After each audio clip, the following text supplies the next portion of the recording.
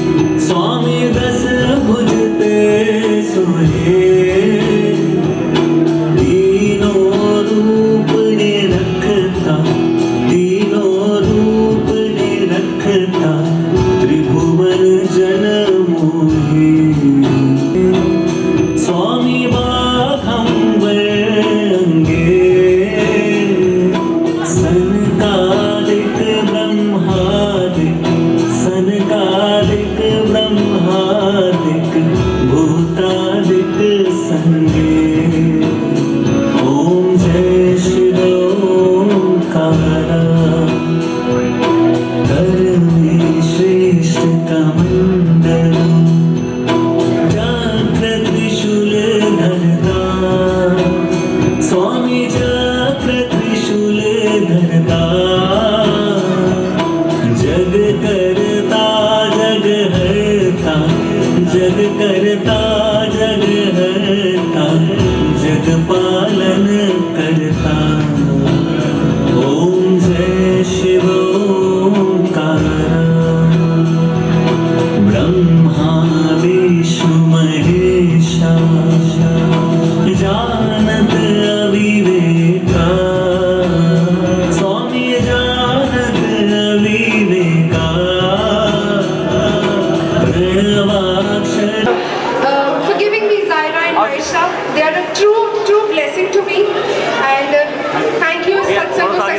बनाने के लिए। आपके बिना कुछ नहीं हो सकता, एक कदम नहीं चल सकते गुरु जी आपके बिना।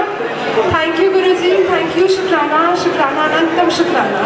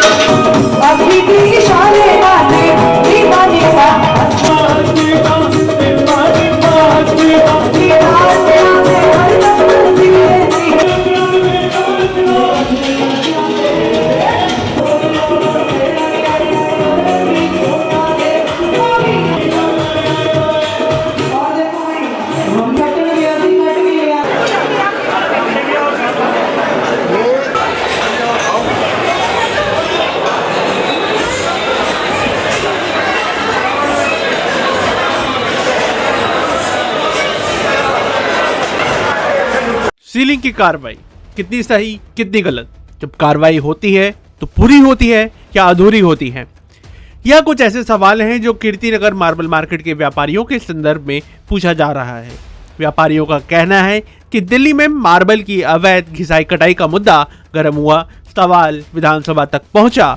अवैध मार्बल घिसाई कटाई को लेकर मामले में कार्रवाई की मांग मोतीनगर विधानसभा क्षेत्र के विधायक हरीश मदन लाल खुराना द्वारा पर्यावरण मंत्री मनजिंदर सिंह सिरसा से की गई। मैं आपके माध्यम से मैं माननीय पर्यावरण मंत्री जी का ध्यान मेरे क्षेत्र में जोहार कैंप और चूनाभट्टी के अंदर चल रहे अवैध मार्बल कटिंग का जो व्यवसाय चल रहा है उसकी तरफ ध्यान दिलाना चाहता हूं। अध्यक्ष जी, पिछले कई वर्षों से जोहार कैंप और चूनाभट्टी की सेवा बस्ती के अंदर अवैध रूप से मार्बल कटिंग का धंधा चल रहा है और जिसकी वजह से वहां पर गंभीर पर्यावरण के दृष्टि से बहुत तीखे कहते हैं ना कि रिजल्ट आ रहे हैं। बच्चों को, महिलाओं को उनकी वजह से कण कण उनके सांसों में जा रही हैं।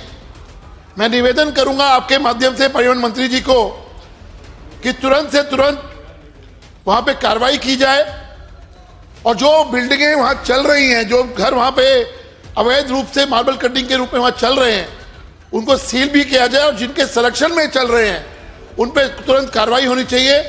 मैं आपके माध्यम से पर्यावरण मंत्री जी से ये गुजारिश करूंगा कि ये एक्शन तुरंत होना चाहिए ताकि पर्यावरण से जो समस्याएं उत्पन्न हो रही हैं उस क्षेत्र के अंदर वो दूर हो सके। धन्यवाद। उससे पूर्व ग्रैप 4 के दौरान पर्यावरण के नियमों का उल्लंघन करने को लेकर सिर्फ 7 दुकानदारों पर कार्रवाई की गई।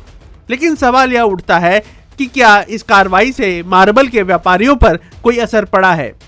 राजसर प्रथम टीम द्वारा जब इस संबंध में कीर्तिनगर मार्बल मार्केट एवं दिल्ली के अन्य मार्बल मार्केट का सर्वे करवाया गया तो यह बात सामने आई कि मार्बल कटिंग का काम जब पानी के साथ किया जाता है तो प्रदूषण हवा में नहीं फैलता, लेकिन जब सूखी कटिंग या पॉलिश की जाती है तो प्रदूषण फैलता है।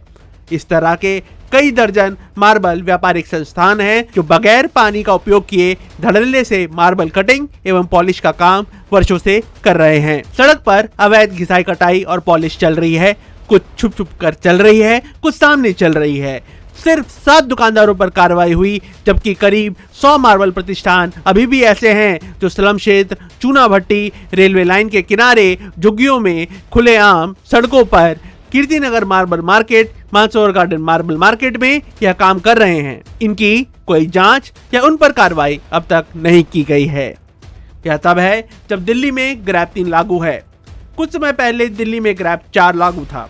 उस समय सरकार को सोचना पड़ा था कि बच्चों के भविष्य की चिंता की जाए, स्कूल खोले जाएं या स्वास्थ्य की चिंता करते हुए उन्हें बंद किया जाए। इसका कारण था केवल और केवल दिल्ली में बढ़ता प्रदूषण और हवा की गिरती गुणवत्ता। लेकिन अब हम जो देख सकते हैं वह यह है कि ग्रैब 3 के बीच भी खुला प्रदूषण हो रहा है। यह बड़ा सवाल है कि इस अवैध घिसाई कटाई पर कार्रवाई की जिम्मेदारी किसकी है? दिल्ली नगर निगम की, क्षेत्रीय प्रशासन की, CAQM की, पर्यावरण विभाग की? आखिर कौन है जो इस मार्केट के व्यापारियों, आने वाले ग्राहकों और काम करने वाले मजदूरों की स्वास्थ्य की जिम्मेदारी लेगा? यह बात वैज्ञानिक भी मानते हैं कि मार्बल की अवैध सूखी घिसाई कटाई से उत्पन्न कणों के प्रभाव से सिलिकोसिस नाम की गंभीर बीमारी हो सकती है। यह एक ऐसी बीमारी है जिसका आज के समय में कोई इलाज नहीं है। अगर किसी व्यक्ति को यह बीमारी हो जाए तो इसकी जिम्मेदारी ये अवैध घिसाई कटाई करने वाले लेंगे या इसका दोष भी सरकार पर जाएगा?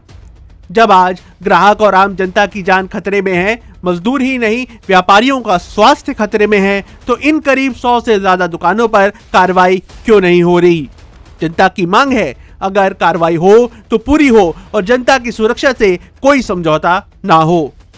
केंद्रीय मंत्री अमित शाह आज अपने उत्तराखंड दौरे के अंतर्गत हरिद्वार के बैरागी द्वीप पहुंचे, जहां उन्होंने माता भगवती देवी शर्मा जन्म शताब्दी और खंडदीप शताब्दी वर्ष समारोह को संबोधित किया। जनता को संबोधित करते हुए गृह मंत्री अमित शाह ने कहा कि यह पवित्र भूमि सप्त ऋषियों की भूमि है, जिसपे संतों ने अपनी आध्यात्मिक शक्ति के माध्यम से न केवल स्वयं को बल्कि करोड़ों लोगों को आध्यात्मिकता के मार्ग पर प्रशस्त किया है। उन्होंने कहा कि इसी भूमि पर पंडित श्री राम शर्मा आचार्य और वंदनीय माता जी ने गायत्री ऊर्जा को जागृत करने का महान कार्य किया है। और क्या कहा गृह मंत्री ने इस अवसर पर, आप भी सुने। आज मैं देवभूमि उत्तराखंड में आया हूं। देवभूमि में पैर रखते ही हजारों साल की तपस्या की ऊर्जा का अनुभव होता है। और देवभूमि में भी मैं हरिद्वार में आया हूं। एक कुंभ क्षेत्र है, सप्त ऋषियों की तपस्या की भूमि है। अनगिनत संतों ने यहां अपने आत्मा के साथ साथ करोड़ों लोगों की आत्मा को जागरूक कर आध्यात्म के रास्ते पर प्रशस्त करने का पुरुषार्थ इसी भूमि पर किया है।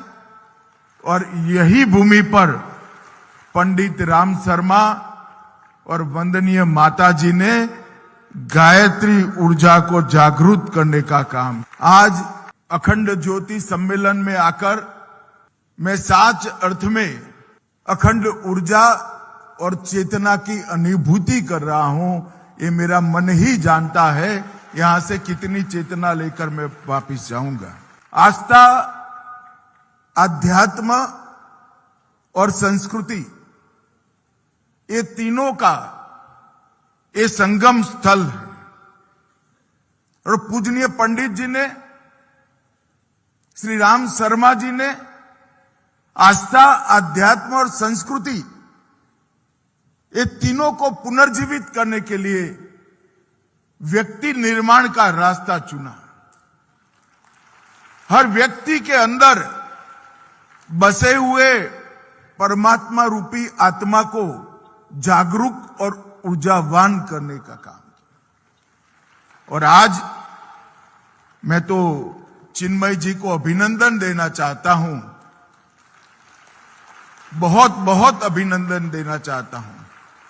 चारों सम्मेलनों का थीम उनका बड़ा प्रशंसनीय है, परंतु आज उन्होंने राष्ट्र निर्माण का संकल्प का जो काम लिया है वो सच अर्थ में बहुत प्रशंसनीय है। मित्रों, जो लोग सनातन धर्म को जानते हैं, भारतीय संस्कृति को जानते हैं, भारत के इतिहास को जानते हैं, वो सभी को सिर्फ मान्यता नहीं, दृढ़ विश्वास है कि विश्व भर की समस्याओं का समाधान अगर कहीं एक जगह है तो भारतीय परंपरा में विश्व भर की समस्याओं का समाधान।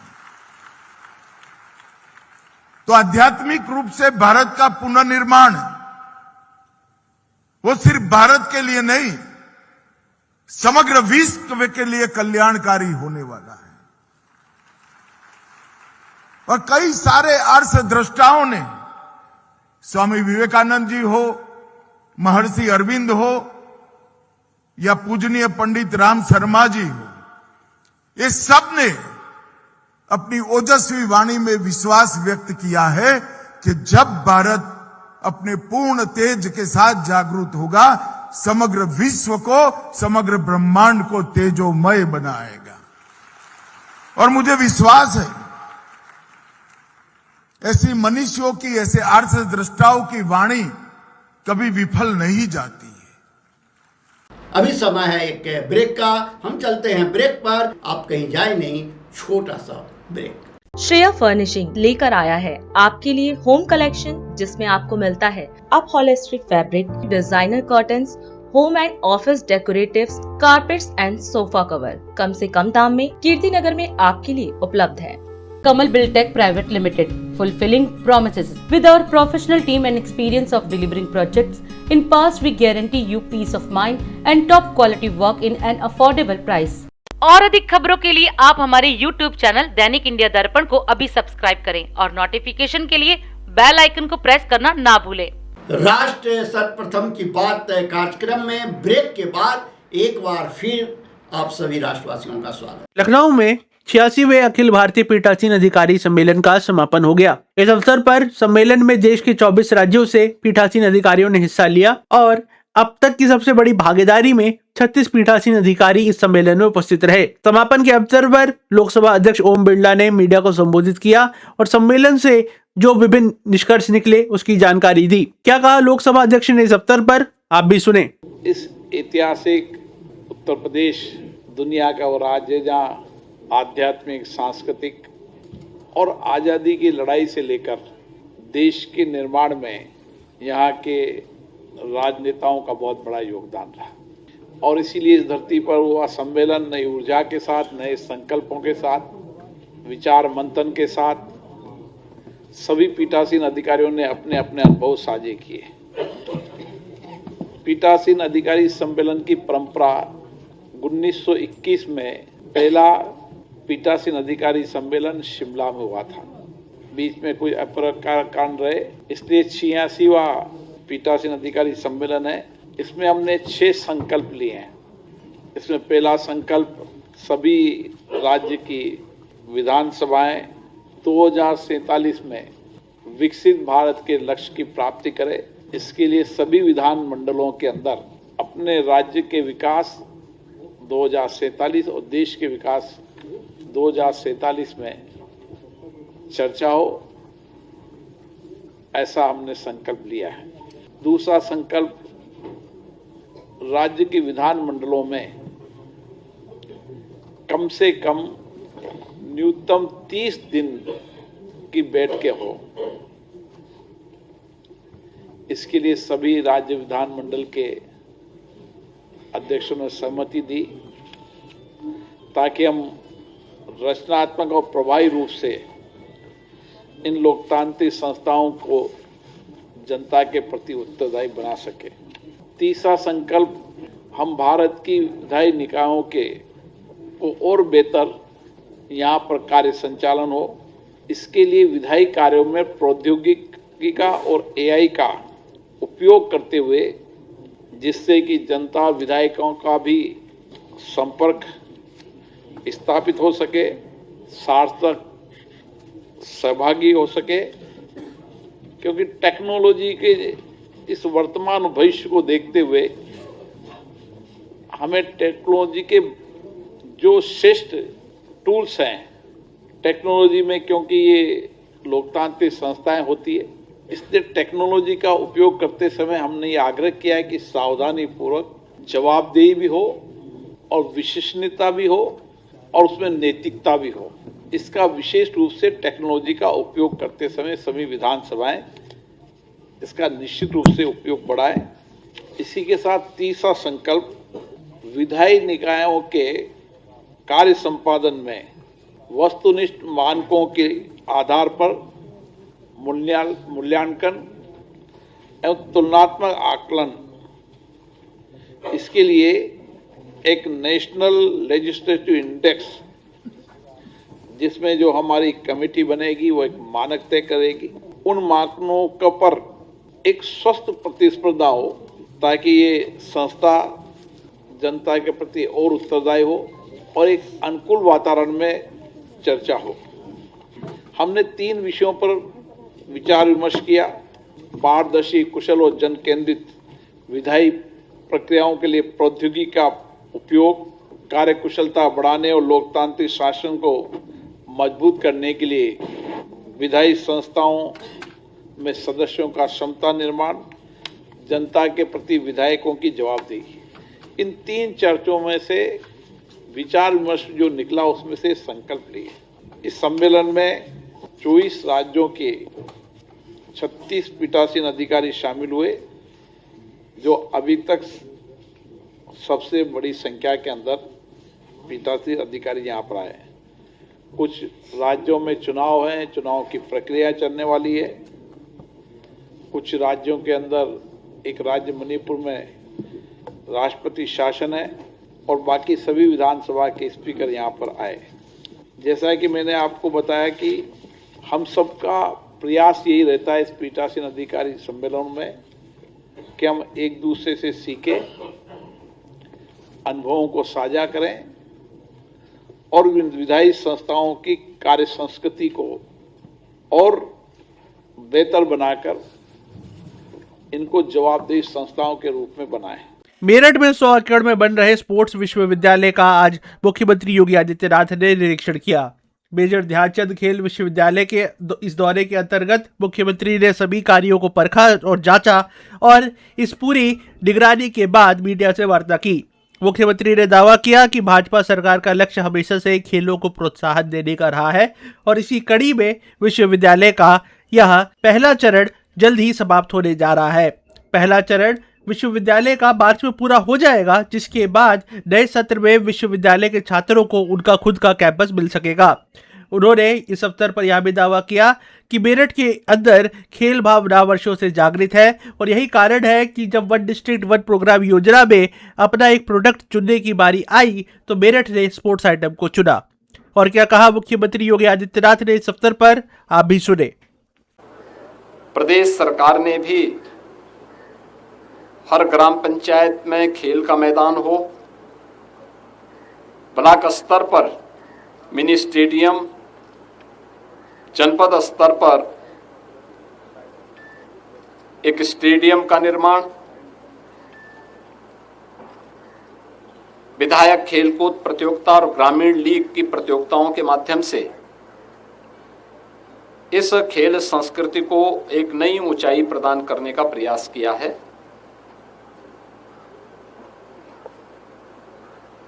ये हमारा सौभाग्य है कि हॉकी के जादूगर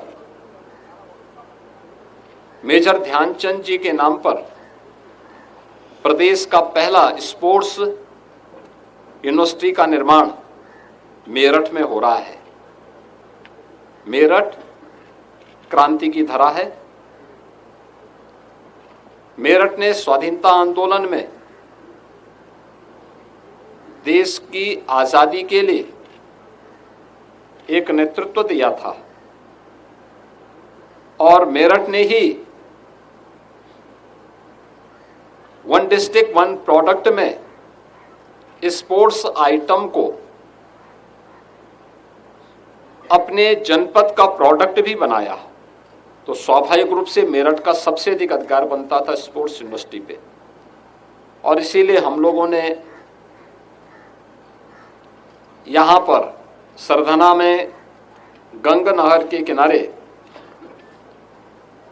90 एकड़ क्षेत्रफल में, जिसमें अभी 10 एकड़ और हम देने जा रहे हैं, यानी 100 एकड़ क्षेत्रफल में प्रदेश के इस पहले स्पोर्ट्स यूनिवर्सिटी के कार्य का शुभारंभ किया।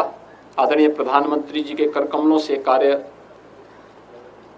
शुभारंभ हुआ था, जिसमें लगभग 250 करोड़ रुपए पहले चरण में सरकार ने इसके लिए स्वीकृत किए हैं और पहले चरण का कार्य यहां पर मार्च में संपन्न होगा। सेकंड फेज के लिए 200 करोड़ रुपए से अधिक के कुछ नए प्रोजेक्ट हम लोगों ने यहां पर दिए हैं जिसको भी हमें आगे बढ़ाने के लिए मैंने यहाँ पे कहा है, और मेरा अनुमान है कि 31 मई 2026 तक phase first and phase second के सभी कार्यों को हम आगे बढ़ा सकेंगे। पंजाब सरकार ने राज्य के लोगों के लिए बड़ी स्वास्थ्य सौगात देते हुए मुख्यमंत्री स्वास्थ्य बीमा योजना की शुरुआत की है, जिसके तहत हर परिवार को 10 लाख रुपए तक का मुफ्त इलाज मिलेगा। इस योजना का शुभारंभ मुख्यमंत्री भगवंत मान और अरविंद केजरीवाल ने किया।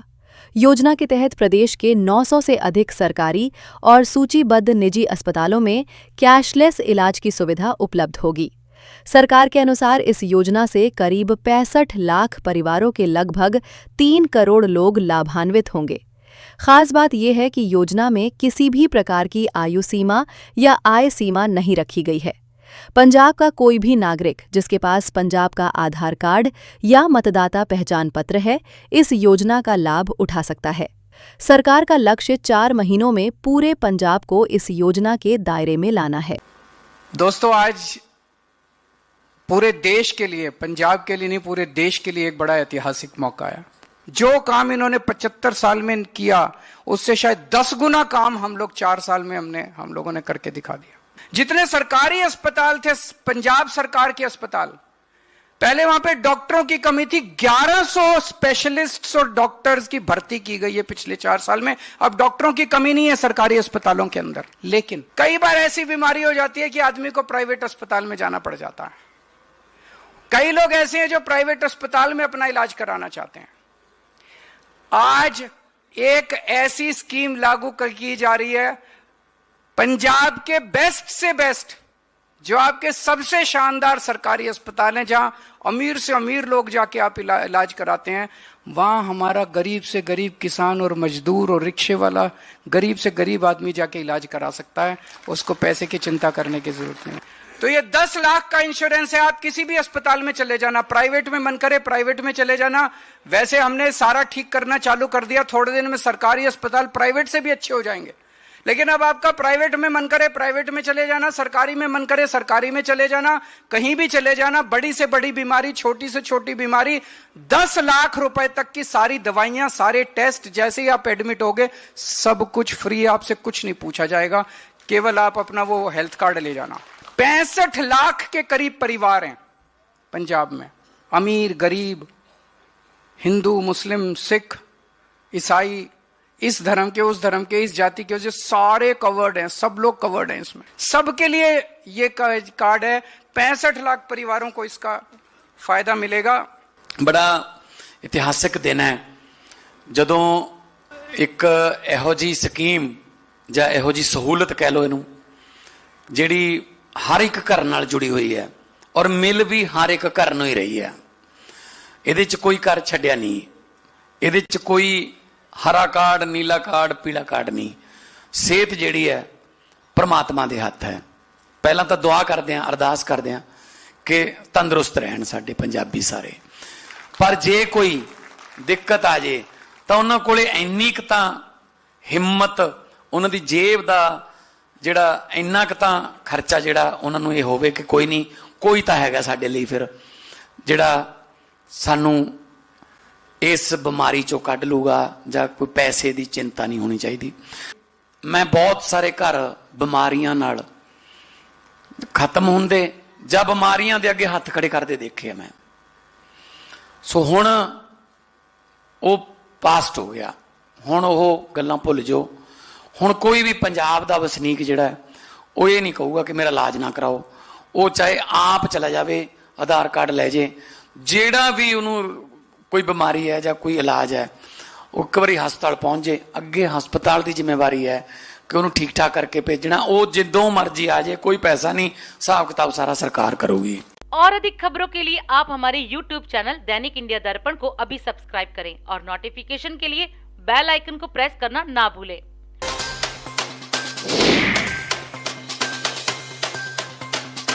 आज हम इस कार्यक्रम में आपसे विदा लेते हैं।